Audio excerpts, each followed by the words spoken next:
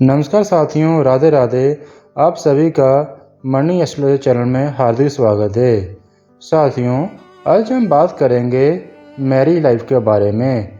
बहुत ज़्यादा जातकों का जो इंक्वायरी आता है, हमारा लव मैरिज होगा या अरेंज मैरिज। चलिए आज विस्तार पूर्वक हम चर्चा करते हैं इस पर। साथियों, हमारी कुंडली में 12 भाव होते हैं और 12 भावों में जो 7वां भाव होता है उसको हम मैरिज, पार्टनरशिप और स्पाउस का भाव कहते हैं।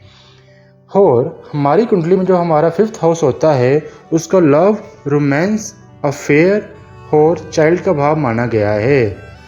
साथियों, जब कभी भी आपका 5वां भाव का स्वामी 7वां में बैठ जाए और 7वां भाव का स्वामी 5वां में बैठ जाए तो आप ये मान के चलिए कि आपकी लव मैरिज होने के प्रबल योग बन रहे हैं, क्योंकि आपके लव अफेयर और रोमांस का घर का मालिक 7वां में बैठ जाए और आपका मैरिज हाउस का मालिक 5वां में बैठ जाए, फिर तो बस आप मान ही लीजिए कि आपका प्रेम विवाह होने के अधिक चांसेस हैं।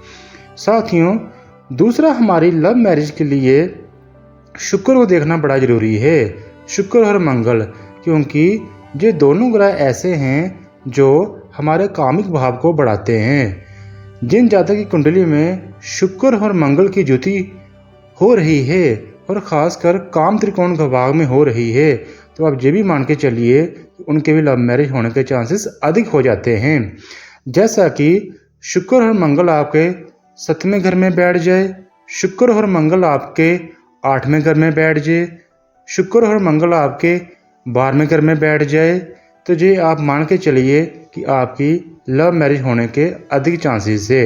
और हाँ, ये भी देखा गया है जब कभी शुक्र और मंगल आपके लग्न भाव में बैठते हैं, यानी कि 1st हाउस में बैठते हैं, तो वे जातक भी अपनी बुद्धि पर काबू नहीं कर बैठता और अपना दिल खो बैठता है, जिससे वह किसी से दिल लगा लेता है और उसका प्रेम विवाह होता है।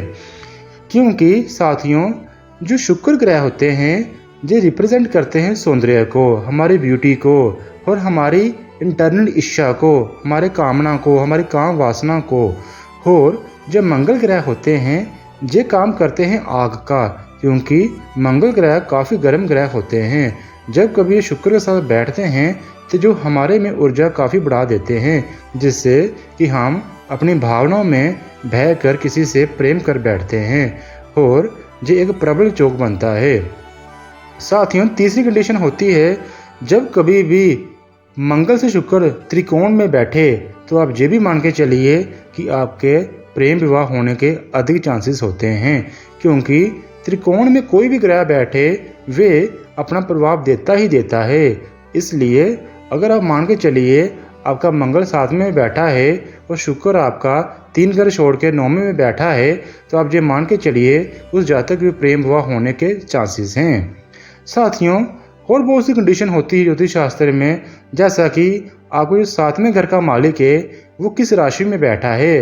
अगर तो वो बैठा है आपका दोस्त भावी राशि में, जैसा कि मीन होगी, आपकी कर्क राशि होगी, आपकी वर्ग होगी, कन्या राशि होगी, तो आप ये मान के चलिए कि वे जातक का स्वभाव पे काबू नहीं रहता और उसके भी प्रेम विवाह होने के अधिक चांसेस हो जाते हैं।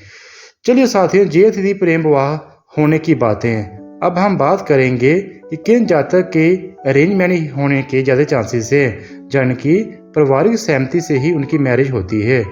साथियों, आप अपनी कुंडली को देखिए। अगर तो आपकी कुंडली में 7वें घर का मालिक ऊंच होकर बैठा है और उस पर शुभ ग्रहों की दृष्टि पड़ रही है, तो आप ये मान के चलिए कि आप घर वालों के बिना शादी नहीं करेंगे। अगर आप किसी से लव करते भी हैं फिर भी आप पहले घर वालों से पूछोगे, फिर शादी के बंधन में बंधोगे। और साथियों, दूसरी कंडीशन ये आती है, अगर आपकी कुंडली में बृहस्पति ग्रह गुरुदेव काफ़ी अच्छी कंडीशन में बैठे हैं, अगर 7वें में बैठे हैं तो फिर तो कहना है क्या। हाँ, अगर गुरु 7वें घर में बैठे हैं तो शादी में थोड़ी देरी होगी आपकी और आपकी बुद्धि बहुत ज़्यादा पवित्र होगी, यानी कि आपका विवाह करने में थोड़ा मन नहीं लगेगा, लेकिन आप विवाह अवश्य करेंगे और ऐसे विवाह घर वालों की सहमति से ही होते हैं। और तीसरी कंडीशन साथियों ये है, अगर आपके शुक्र पर गुरु ग्रह की दृष्टि पड़ जाए, ये भी एक अच्छी कंडीशन है, क्योंकि जब कभी भी गुरु ग्रह किसी भी ग्रह को देखता है वह उसे अमृत बना देता है, क्योंकि गुरु ग्रह के गुण हैं कि पवित्रता देना, साधना में रहना। और जब कभी वे शुक्र को देखता है तो जाने कि आप अपने मन पर काबू कर लेंगे और आपका विवाह आपके घर वालों की मर्जी से ही होगा। साथियों, अगली कंडीशन है अरेंज मैरिज की। जब कभी भी आपका चंद्रमा गुरु देव के साथ बैठा हो या चंद्रमा गुरुदेव से दृष्ट हो, तभी भी जो आपके इमोशंस होते हैं वे काफ़ी पवित्र होते हैं। कहने का भाव ये है कि आप अपनी बुद्धि पर काबू कर लेते हैं और आप घर वालों की मर्जी से ही विवाह के बंधन में बंधते हैं। साथियों, ये थी कंडीशन अरेंज मैरिज की। और भी बहुत कंडीशन कुंडली में देखा जाता है, वो तो कुंडली को पूरा देख कर ही बता सकते हैं, लेकिन जो मोटी मोटी बातें हैं वो यही हैं। साथियों, अब हम बात करते हैं उस कंडीशन के बारे में जिसमें जातक भागकर शादी कर लेते हैं, यानी कि वे लव तो करते हैं लेकिन घर से भाग जाते हैं। और कई दफ़ा तो ऐसी कंडीशन होती है कि जातक या जातिका अपनी शादी वाले दिन अपने प्रेमी के साथ भाग जाती हैं और माँ बाप को काफ़ी ज़्यादा दिक्कत उठानी पड़ती है। चलिए अब बात करते हैं वे कौन कौन सी कंडीशन होती है। साथियों, जैसे आप सब जानते हैं, राहु देव की जब कभी भी महादशा अंतरदशा आपकी कुंडली में आएगी, या फिर राहु देव के ऊपर जब कभी भी शनि देव या फिर शुक्र गोचर करेगा, तो आप ये मान के चलिए आपकी बुद्धि भ्रमित हो जाएगी। जी आप पक्का मान के चलिए उस दौरान जातक सब बंधन तोड़ देता है, क्योंकि राहु देव किसी बंधन में रहना पसंद नहीं करता और वह भाग कर शादी कर लेता है। साथियों, आज के लिए बस इतना ही। धन्यवाद। भगवान सब आप पर कृपा करे और मैं आशा करता हूँ सावन के महीने में आप सभी को अपना मन चाही वर की प्राप्ति हो। राधे राधे।